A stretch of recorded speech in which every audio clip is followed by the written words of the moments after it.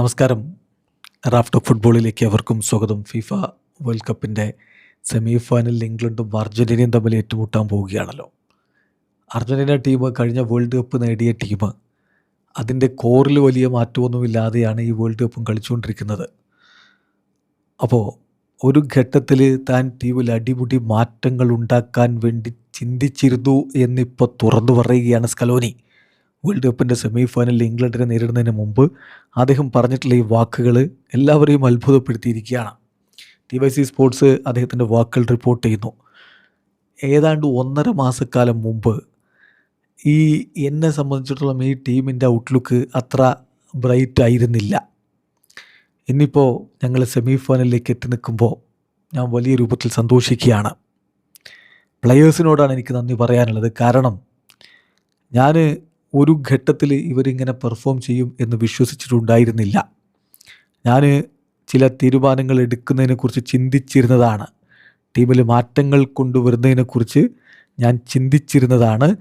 I had considered changing several players. ഒരുപാട് താരങ്ങളെ മാറ്റുന്നതിനെക്കുറിച്ച് ഞാൻ പരിഗണിച്ചിരുന്നു. ഇന്ന് അവരത് തെളിയിച്ചിരിക്കുന്നു. ഞാൻ അവരെ വേൾഡ് കപ്പിന് കൊണ്ടുവരാൻ പിന്നീടെടുത്ത തീരുമാനം ശരിയായിരുന്നു എന്നവർ തെളിയിച്ചിരിക്കുകയാണ്. ശരിയാണ്, ഞങ്ങൾക്ക് കുറച്ച് ബുദ്ധിമുട്ടുകളുണ്ടായി. ഫുട്ബോൾ എല്ലായ്പ്പോഴും അത്ര സിമ്പിളൊന്നും അല്ലല്ലോ. 2+2 = 4 എന്ന് പറയുന്ന പോലെ എളുപ്പമല്ല ഫുട്ബോൾ. ഞാൻ വളരെ ഹാപ്പിയാണ്, സാറ്റിസ്ഫൈഡ് ആണ് എന്നാണ് അദ്ദേഹം ഇപ്പോൾ പറയുന്നത്.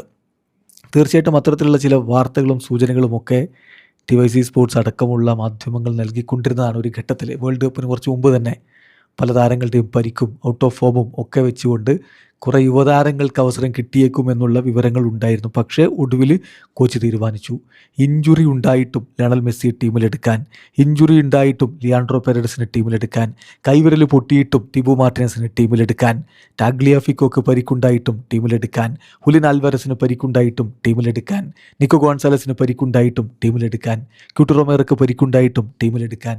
ആ തീരുമാനങ്ങൾ കോച്ച് എടുത്തത് പലരും വിമർശനങ്ങളുമായിട്ട് വന്നിരുന്നു.